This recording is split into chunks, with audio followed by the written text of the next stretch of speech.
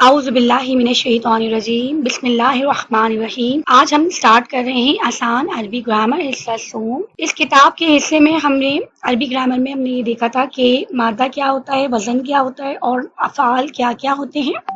ثلاثی مجرد ہم نے سیکھے، ثلاثی مزید فی ہم نے سیکھی اور اس کے 8 ابواب ہم کر چکے ہیں۔ فعل ماضی معروف، فعل ماضی مجہول، یہ ہم سب سیکھ چکے ہیں۔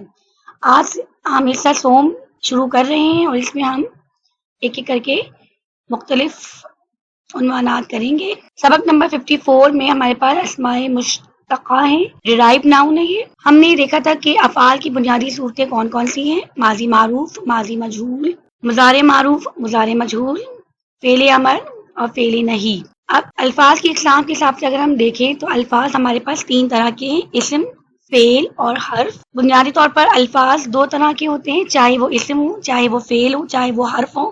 یہ جامد ہوتے ہیں یا ماخوذ ہوتے ہیں یا مشتق ہوتے ہیں۔ بعض اسماء کے بارے میں اختلاف ہوتا ہے کہ وہ جامد ہیں یا مشتق ہیں، جیسے کہ اللہ۔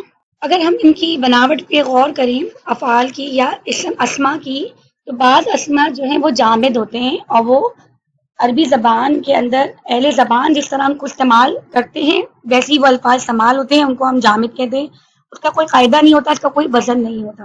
لیکن کچھ الفاظ ایسے ہوتے ہیں جو کسی قاعدے اور اصول کے تحت بنتے ہیں، ان میں مادی کی اہمیت ہوتی ہے، اس میں ایک مقرر وزن ہوتا ہے۔ اگر ہمیں وہ وزن پتہ ہوگا تو ہم ان سے وہ الفاظ بنا سکتے ہیں۔ ایسے تمام الفاظ کو ہم مشتقات کہتے ہیں۔ کچھ اسماء اور کچھ افعال ایسے ہوتے ہیں کہ جس میں اختلاف ہوتا ہے کہ وہ جامد ہیں یا پھر مشتق ہیں، جیسے کہ اللہ۔ اب جامد اور مشتق اسماء میں کیا فرق ہے؟ جامد الفاظ وہ ہیں جو کہ کسی قاعدے اور اصول کے تحت نہیں بنتے، بلکہ جس طرح انہیں اہل زبان استعمال کرتے ہیں اسی طرح وہ استعمال ہوتے ہیں۔ ایسے الفاظ کو ماخوذ کہتے ہیں اور جامد۔ مشتق الفاظ کیا ہوتے ہیں؟ جو کہ تمام مادوں سے یکساں طریقے پہ بنتے ہیں، ان کا ایک خاص وزن ہوتا ہے اور ایسے الفاظ کو ہم مشتقات کہتے ہیں۔ اب اگر ہم جامد میں دیکھیں تو ثلاثی مجرد کے مصدر ہم نے پڑھے تھے، 6 ہمارے پاس باب ہیں، لیکن ان کے مصدر کے اندر کوئی وزن نہیں ہے، بلکہ یہ سب کے سب جامد ہیں۔ جیسے کہ ضربن اگر ہم دیکھیں تو ضربن کے اندر کوئی قاعدہ نہیں ہے، کوئی وزن نہیں ہے۔ ضربن سے دوسرا ہمارے پاس اگر دیکھیں ذہابن ہے، ان کے اندر کوئی مماثلت نہیں ہے، کوئی وزن نہیں ہے۔ طلبن، یہ سب طلبہ یطلبون کا مصدر ہے۔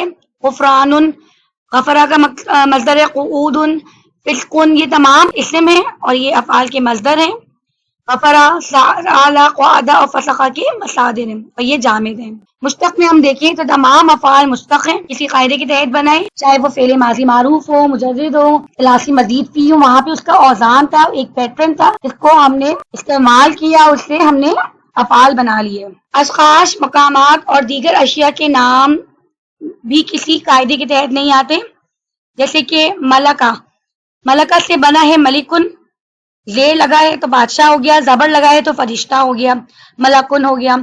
رجلن، یہاں پہ جیم پہ پیش ہے تو مرد بن گیا رجلن، اور اگر جیم ساکن ہو گیا اور را پہ کسرہ ہو گئی تو رجلن ہو گیا۔ جملہ، جمال، خوبصورتی ہے، اور اس سے جمل اونٹ بھی بنا، تو اس میں کوئی قاعدہ نہیں ہے، کوئی اصول نہیں ہے۔ اب ہم مشتق میں دیکھتے ہیں، ایسے تمام اسماء جو تمام مادوں سے یکساں طریقے سے بنائے جاتے ہیں اور یہ کسی فعل کے خاص مفہوم دینے والا اسم جس طریقے بنتا ہے، تمام مادوں سے مفہوم دینے والا اسم اسی طریقے بنایا جا سکتا ہے۔ اس قسم کے اسماء کو اسماء مشتقہ کہتے ہیں۔ ہمیں جیسے دیکھا کہ ہمیں یہاں پہ ایک وزن دینا پڑے گا، ایک پیٹرن دینا پڑے گا، اس سے پھر جو اسماء بنیں گے وہ تمام مادوں سے یکساں طریقے پہ بنائے جاتے ہیں۔ جیسے کہ ہم نے دیکھا تھا ثلاثی مزید فی کے مصدر جو تھے فعل سے اسم بن رہے تھے، لیکن اس کے اندر خاص معنی شامل تھے۔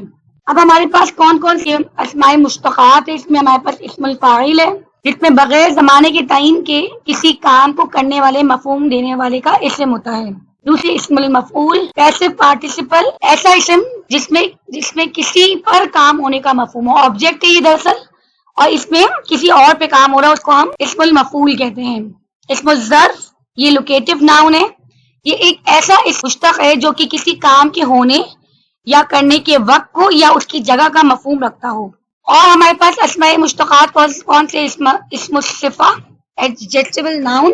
اسم الصفہ وہ اسماء مشتقات ہیں جو کہ وہ اسماء ہیں جو کہ بطور صفت استعمال ہوتے ہیں اور اس میں مبالغہ بھی شامل ہے، یعنی ایسی صفات بیان کی جاتی ہے جس میں ان میں شدت دکھائی جاتی ہے۔ پھر ہمارے پاس ہے اسم التفضیل، کمپیریٹو اینڈ سپرلیٹو ناؤن. یہ بھی مبالغے کی اسما ہے اور یہ موصوف کی صفت کو دوسرے کے مقابلے میں یا تو برتر ظاہر کرتے ہیں یا زیادہ ظاہر کرنے کے لیے استعمال ہوتے ہیں، انہیں اسم التفضیل کہتے ہیں.